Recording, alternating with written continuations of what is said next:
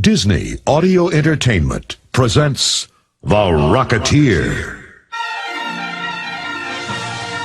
An airplane splits the sky and thunders by a crowd of onlookers, tipping its wings in a victory salute. The GB Racer is a strange-looking plane, little more than a gigantic engine with wings. Inside the cockpit, pilot Cliff Secord grins as the speed gauge passes 200 miles per hour. On a back road not far away, fire erupts from the muzzle of a Tommy gun. The gun is cradled in the gnarled hands of a hood named Lenny, who sits in the rear of a Ford Roadster while his partner Wilmer drives. Next to Wilmer is an oddly shaped suitcase made of hand-tooled leather with shiny brass fittings. Dodging bullets from a police car and a green Plymouth sedan, Wilmer scans the road ahead and is amazed to see an airplane coming over a rise, headed straight for them. Lenny whips the Tommy gun skyward. Bullets strafe the GB Racer, ripping holes through the engine and windscreen. Cliff tries to stay cool as he watches his instruments go haywire. That's it. Won't die on me now. This does it. No more surprises, okay? On the road below, Lenny squeezes off a burst from his Tommy gun. Tires shred, and the police car skids into a ditch.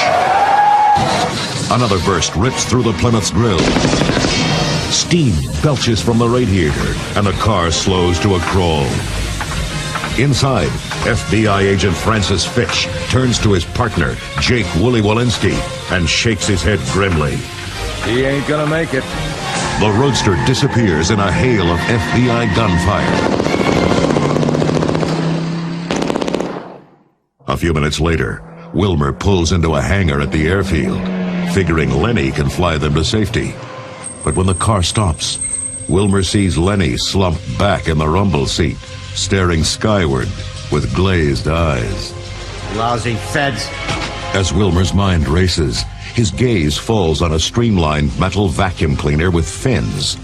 He switches it with his package, jumps into the Roadster, and speeds across the pavement, just as the Plymouth limps into view.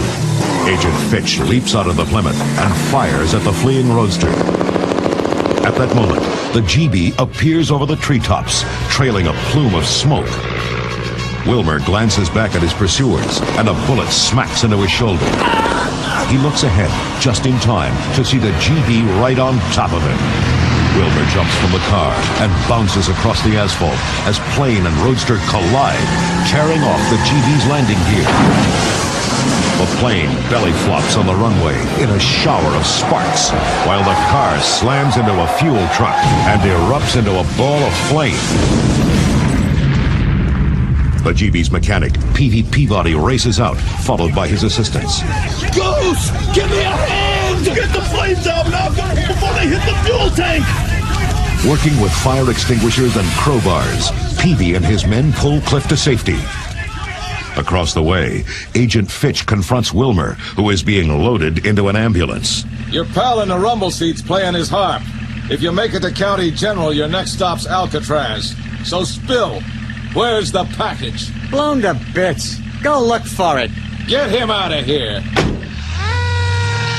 Fitch and Wooly inspect the Roadster. Spotting the charred remains of the vacuum cleaner, they place a phone call. Across town, a man with dark eyes and a pencil-thin mustache listens, nodding, then hangs up. That was Agent Walensky. The device has been destroyed. Well, at least it didn't fall in with the wrong hands. The first man picks up a thick stack of blueprints and walks over to the fireplace. 2 of my best pilots died in the test plane. God knows how many more men would have died if it had flown. I'm sorry I ever dreamed the thing up. He abruptly tosses the stack into the fireplace. Flames leap up as the papers ignite. What are we going to tell the president? Tell him the dream is over. Tell him Howard Hughes said so. Back at the airfield, Cliff and Peavy discover an object in the hangar. Made of chrome and steel, its double-cylinder design is somehow sleek and ominous. Leather straps hang from one side. Odd-looking contraption. What do you suppose it is? Cliff uncoils a long cable with a bracket and a red button on the end. He presses the button. With an enormous blast of flame that knocks Peavy to the floor, the device leaps into the air. It smashes through a rafter in the ceiling, ricochets off a steel tool cabinet, punches through a wall, and embeds itself, still spitting fire, in the back of a chair. Using a mop handle, Cliff hits the red button, and the rocket shuts off. Never seen nothing like this. It burns alcohol. What's the crazy thing for? There is a dawning awareness in Cliff's eyes, a hunch too crazy to ignore. He slips his arms through the straps, then snaps the buckle over his chest. Peavy, listen to me and try to keep an open mind. You'd pay to see a man fly, wouldn't you?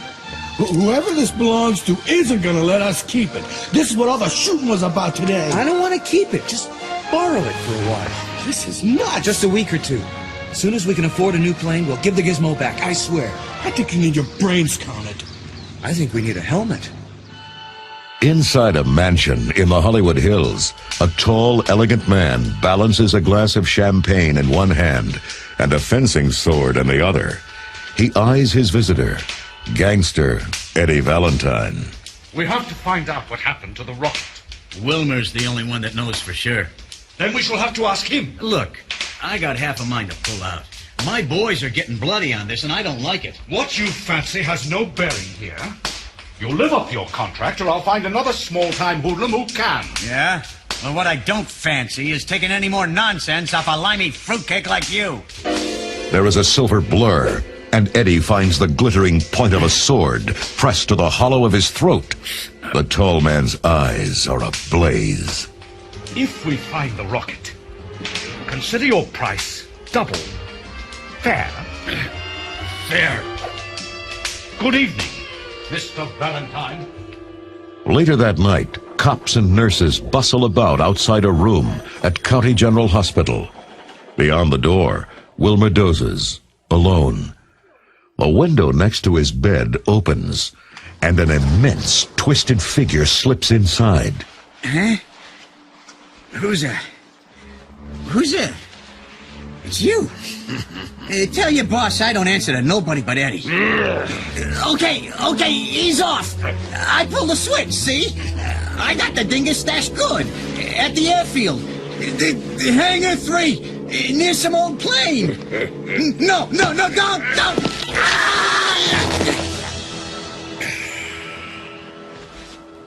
A nurse and a cop throw open the door.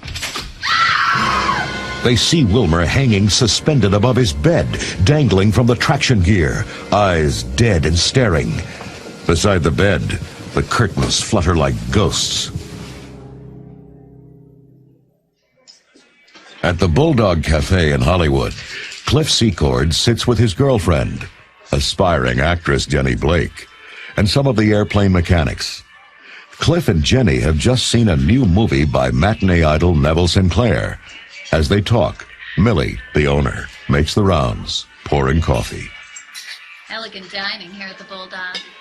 Once in a while, it wouldn't hurt to try a new place, away from the airfield. What'll it be, the Copa or the Brown Derby? How about the South Seas Club while you dream? Yeah, someplace an actress can get noticed. And a guy can get skinned. For the cost of dessert in one of those joints, I could overhaul an engine. I'm not saying all the time. Okay, how about this? We'll have a real night out on the town after you win the Nationals. Malcolm, one of the mechanics, swivels around. You're flying in the Nationals after all? I'm glad to hear it after that landing today. How about a warm-up, Malcolm? What landing? Well, you should have seen it. Folded like a kite when she hit the pavement. We thought old Cliffy's number was up, what with the fire and all. I was going to tell you. Cliff? When something goes wrong, I should be the first to know, not the last. Honey, everybody else knows because they were there. I had an audition. It was important. Yeah, just like the time I flew the regionals. You had a big part. You stood behind Myrna Loy with a bowl of grapes. Jenny grabs her purse and stomps out through the door. Night, Millie. Thanks for the soup. When Cliff gets home that night to the cottage he shares with Peavy, he finds the old mechanic asleep at the kitchen table. Around him are welding tools and a dark, shimmering object, with an aerodynamic fin. It's the helmet Cliff asked for. The next day, Jenny and her friend Irma are working as extras on the new Neville Sinclair picture. In the middle of a scene, a stagehand cries out. Actors and technicians dive out of the way as a wall splits and topples onto the floor, revealing a startled Cliff Secord. Is Jenny here? Cut! In the hubbub, Cliff turns to Jenny. Listen, Jenny, something big has happened, and I want you to be the first to know. It's an engine. You wear it on your back. It makes you fly like a plane. You knocked down half the castle so you could tell me about an engine? Well, you're always saying you're the last to know. The assistant director approaches and hands Jenny a slip of paper. What's this? Pay voucher. You're off the picture. Fighting back tears, Jenny takes the slip and hurries away as security escorts Cliff off the set. She turns a corner and runs right into Neville Sinclair. He catches her, and as their eyes meet, the director approaches. Hey, honey, I thought you got your marching orders. Get off my set. Victor, you were young once. Accidents do happen. Can't you find it in your heart to give the young lady another chance? Please, for me. Neville, anything for you. Mr. Sinclair. Uh-huh. If you still want to thank me, perhaps you could agree to dine with me this evening. I have a regular table at the South Seas Club. Unless you're bored with the South Seas? Why, no. I think it's divine. Then it's a date. At the airfield the following day, Eddie Valentine's men search the plane in Hangar 3, but all they find is Cliff's signed photo of Jenny. Taking it with them, they go outside to watch an air show in progress. There, Cliff's friend Malcolm is in trouble. To help Cliff earn a few extra bucks, Malcolm has dressed up as a clown pilot and is weaving precariously in an airplane overhead. When Cliff arrives and sees what's going on, he hurries over to Peavy. Is he crazy? He hasn't flown in 25 years. If he's just into the race lanes, he'll kill somebody. Sure enough, the other planes have to scatter as Malcolm roars past, his engine sputtering from a blown piston. Cliff grabs the rocket and starts to put it on. What do you think you're doing? What's it look like? Give me a hand with this thing. Cliff puts the helmet on his head and buckles the strap. How do I look? Like a hood ornament. Cliff sets his feet, aims his gleaming helmet toward the sun, and punches the button. As the Rocketeer zooms over the grandstand, the astonished crowd cheers. Newsreel cameras swing upward to follow the action. Cliff chases Malcolm, lands on the wing, and pulls himself to the cockpit just as the plane stalls and spirals into a nosedive. When Malcolm sees the helmeted figure, he screams. It's me, Cliff! Cliff headbutts Malcolm unconscious, then throws his arms around him from behind. Come on, you son of guts! He punches the rocket and rips Malcolm out of the cockpit. As they spiral free, the plane smashes into a fuel truck and bursts into flames. Cliff dips over the cheering crowd, deposits Malcolm on the runway, and blasts off.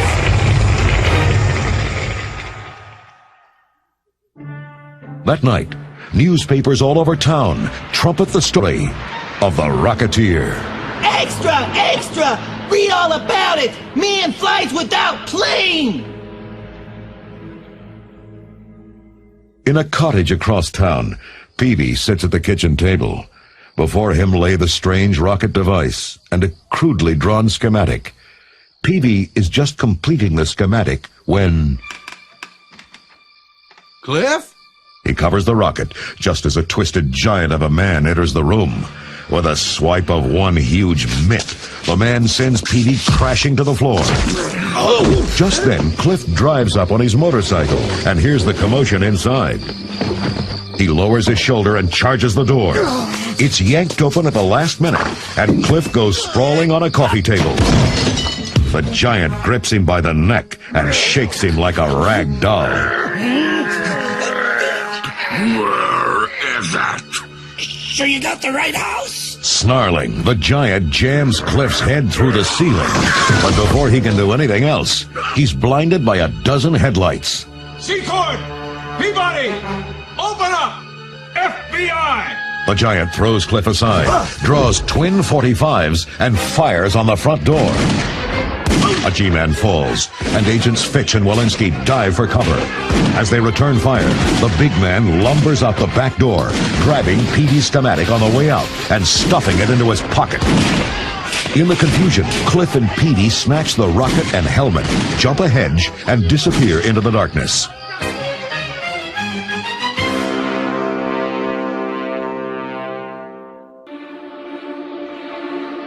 Later, as Cliff and Peavy are having coffee with Millie at the Bulldog Cafe, two of Eddie Valentine's men walk through the door.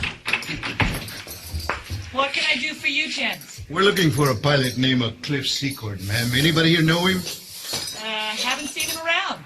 The other man notices something by the payphone. He taps his partner.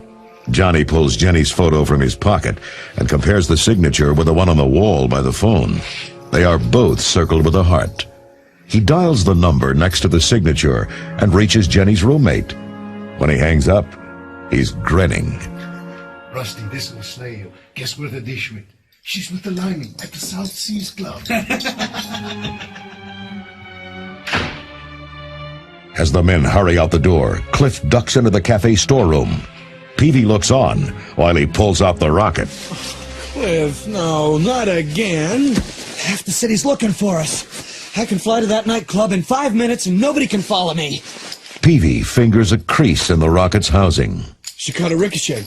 Looks like I ruptured a fuel tank. We need something quick. Peavy produces a wad of gum and jams it over the hole.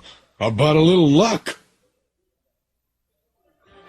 A short time later, Jenny and Sinclair are sharing a bottle of champagne at the South Seas Club, when Jenny looks up and sees that their waiter is Cliff. Excuse me, Neville. I'll be right back. Jenny and Cliff meet in an island of foliage nearby, where Cliff explains that Valentine's men have Jenny's photo and are on their way to get her. As he finishes, he sees the two thugs enter the club. That's them. The ones with the snapshot. Go, right now. What about you? I'll be okay, I promise. Go on, I'll call you as soon as I can. As Jenny heads for the exit, Cliff is shocked to see the two gangsters huddle with Neville Sinclair. Before he can absorb the full impact of this, he is discovered by the giant who ransacked his house. Cliff sprints for a laundry room, and a moment later, club patrons look up to see the Rocketeer flying overhead, looking for an escape route. Sinclair turns to Valentine's men. Get those doors closed. We'll trap him like a fly. Shoot him down, now! Outside, Jenny hears the commotion. She goes back in, finding patrons scrambling for cover as the Rocketeer careens around the room. A stray bullet smashes an aquarium, and 1,000 gallons of water cascade down a stairway. Cliff aims himself at the door, but Sinclair snares him in a net, and Cliff tumbles to the floor. As Valentine's goons close in, Cliff thumbs his ignition button.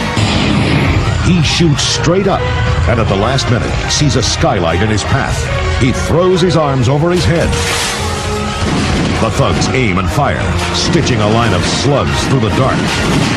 Outside, the Rocketeer spirals away into the nighttime sky. Inside the club, Jenny runs for the door, but she is stopped in mid-stride by the cold steel of a pistol pressed into her ribs. Don't go, my dear. Our evening has just begun. He nods to the giant, who drags Jenny off into the gloom. Let go of me. Later that evening at the Bulldog Cafe, Cliff gets a phone call. Want to talk to your girlfriend? You're full of it. She's safe out of town by now. Yeah? Get a load of this. Cliff? Is that you? Jenny? Where are you? What are they? Just a taste, lover boy. So you know we're serious. Oh, you filthy! If you touch a hair on her head, I swear I'll... You want her back? Bring us the rocket. Now write this down. Griffith Observatory, Exactly 4 a.m. by the statues.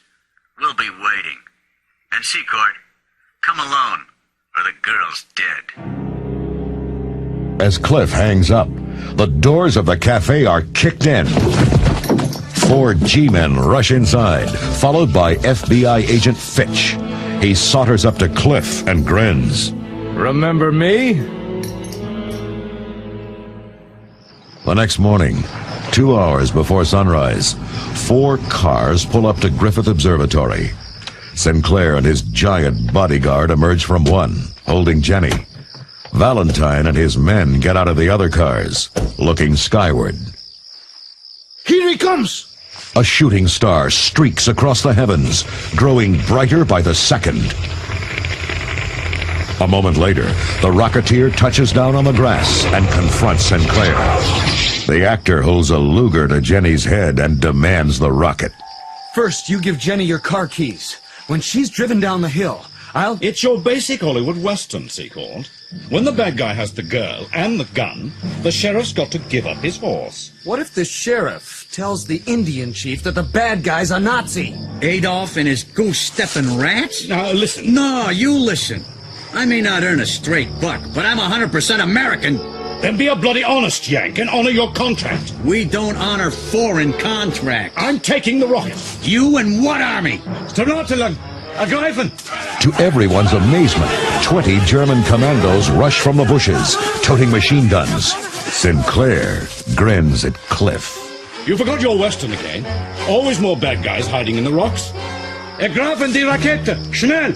As one of the commandos lifts the rocket free from Cliff's back, the sound of whirring engines drifts down from overhead. The clouds part to reveal the vast silver belly of a Zeppelin with a huge swastika. The Germans cock the bolts of their weapons and swing the muzzles toward their captives, ready to fire. Suddenly, car-mounted spotlights stab out to illuminate the observatory. This is the FBI! Throw down your guns! The Nazis hesitate. Then Cliff, whose wrist is still attached to the rocket's control, presses the ignition button. Jenny looks on in horror as the fiery concussion pulls Cliff through the air as if tethered to a cannonball, and he disappears over a ledge.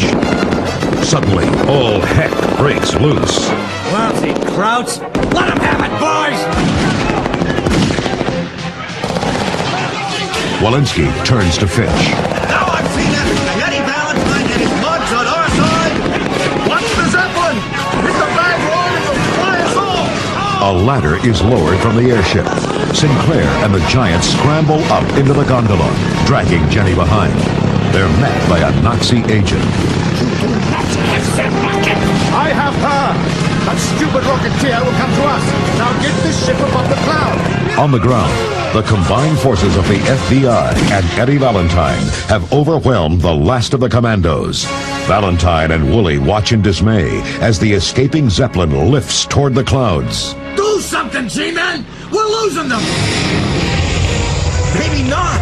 A trail of flame leaps skyward. The Rocketeer shoots toward the Zeppelin like an angel of vengeance. He lands on top of the airship and finds the giant emerging from a hatch door. The huge thug hooks a safety tether to his waist, then lashes out with a heavy wrench.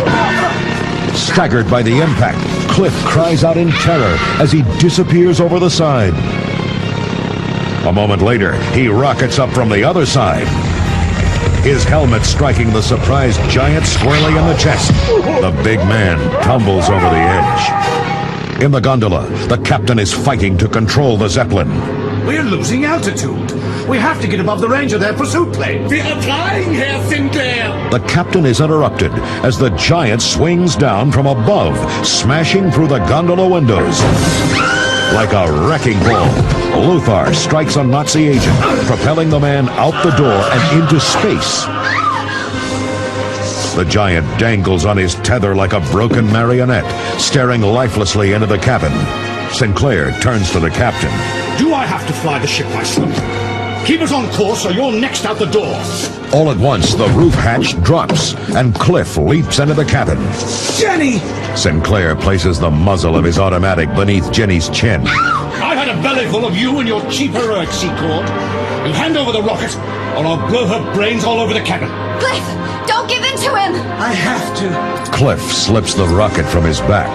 He slides it across to Sinclair, who pushes Jenny to the captain and hands him the gun. If she moves, kill her. If one more man puts a gun to my head, that's it! Whirling, Jenny slams her sharp heel down upon the captain's instep. Pulling free, she shoves him hard. His head hits the control panel, and he slumps to the floor unconscious. As Jenny kicks his weapon out the door, Cliff turns to Sinclair. I know you never lost a fight in the movies, Sinclair, but your stuntman's not here. Don't you read the fan magazines? I do all my own stunts. He slams Cliff's head against the wall and begins pummeling him. I swear I will! They turn to find Jenny gripping what she thinks is a pistol. Jenny, no! She fires. Not a bullet, but a signal flare. The flare ricochets around the cabin, leaving fire wherever it touches. Cliff turns in shock to see Sinclair poised at the open door, the rocket strapped to his back. Wait! This thing's gonna blow any minute! Please take Jenny with you. I don't care the least about her. My God, Neville! Goodbye, darling. Happy landing! As Sinclair leaps from the gondola, Cliff snatches the wad of gum from the rocket's fuel tank, reopening the leak. Free-falling, Sinclair hits the ignition button. The fire is sucked into the rocket pack, and Sinclair corkscrews toward the Earth, a spiral of flame. His journey ends in an explosion that rocks the hills. In the Zeppelin, Cliff turns to Jenny. This airship's full of hydrogen! If the fire hits the envelope... I love you, Cliff! As they kiss, they hear the sound of rotors, and a strange vehicle, half airplane, half helicopter, floats into view. At the controls is the eccentric inventor, Howard Hughes. Next to him, Peavy throws a rope ladder toward Cliff. Jump for it! Jenny wraps her arms around Cliff's neck, and he leaps onto the swinging ladder. Hang on! The vehicle banks swiftly away, Cliff and Jenny in tow. As they watch, a fireball engulfs the Zeppelin, and it plummets to Earth, a mass of flames.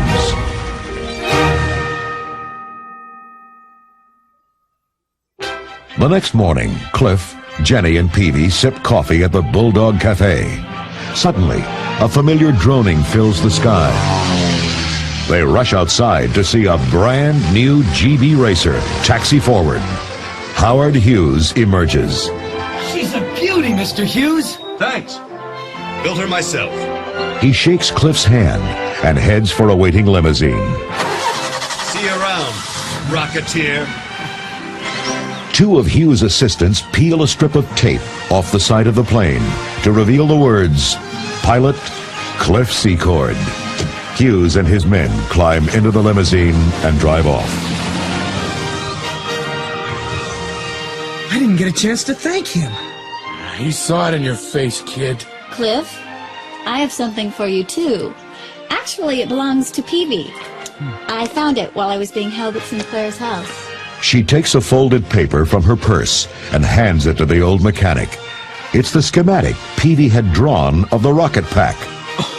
Oh, no. Cliff sweeps Jenny up in a joyful embrace. He laughs, flashing her the triumphant grin of the Rocketeer.